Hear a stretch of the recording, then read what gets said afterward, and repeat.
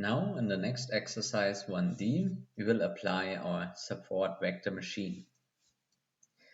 So we will repeat, as so often, the regression and classification from the last sessions, but now using the support vector machines.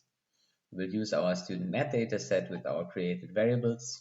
We will use a 20 or 80% train, 20% test set splitting, and we will try a few different parameters for budget and different kernels.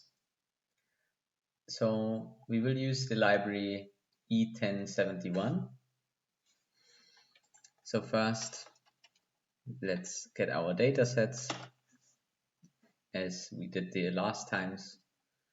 Now install the package if you haven't and import the library. Then we do our regular train test splitting for both the classification data and the regression data. And then we build our first support vector machine for the regression. We will use a linear kernel and all the other hyperparameters you should be familiar with already. Then we'll have a look at the summary. We get the summary of the model, for example, the cost that you already know, and then gamma and epsilon values. So the cost you should be already familiar with. This is the budget that we've talked about, and the other two hyperparameters are a little specific to the optimization function, and the other one to the nonlinear kernel, and so we won't get into detail, but those are also parameters that you could tune, for example, if you want to go deeper into that. So let's get our predictions so we can evaluate the regression, and then our metric, I would use the RMSE here. So we have a RMSE 3.55 here, or 5.6. I don't have any comparison yet, but let's just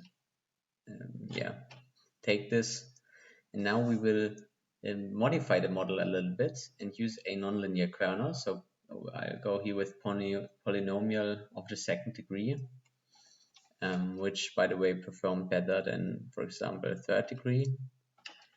And then we see that we decreased the RMSE, so our performance got better by using a polynomial kernel here. So our x variables, our features have been transformed in this hyperbolar fashion, so the second degree polynomial, and this helped us here and decreased our RMSE. So for the classification, we have to use a few more parameters. For example, now let's say the kernel is again linear, and we set scale to false, type is C for classification, and the probability is equal to true because we want to have the probabilities in the end. And then I, in the same cell, will calculate and save the predictions and the classification error. So for this linear model, we have a classification error of 48%. This is not the greatest if we think back to our previous models, but it's not the worst, certainly. And if we now change the model to a polynomial kernel of the second degree, then we will see that our classification error drops significantly to 45.6%, and this is now actually pretty good if we think back to the random forest model. I think it was something like around the same, or 46, maybe in the most the most tuned form, the most optimized form, it was below that. I can't remember right now, but this is certainly pretty good. So we can have our summary and have, for example, so let's look at the costs. But now we want to optimize this a little more by tuning this cost parameter here, so the budget. If you think back, we could increase the budget and therefore get a little more variance and or decrease variance but add a little bias. And this is what we now do. We increase the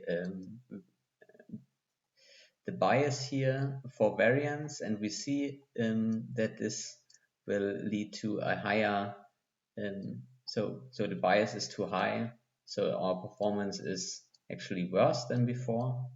Now let's do the same with a lower, so we cut the cost in half basically, and now we reduce the classification or error again about 1 percentage point, and now this is, I think, one of the best one we had so far. So you can see with just a little bit of tuning with this very simple machine learning algorithm, we actually get pretty good results.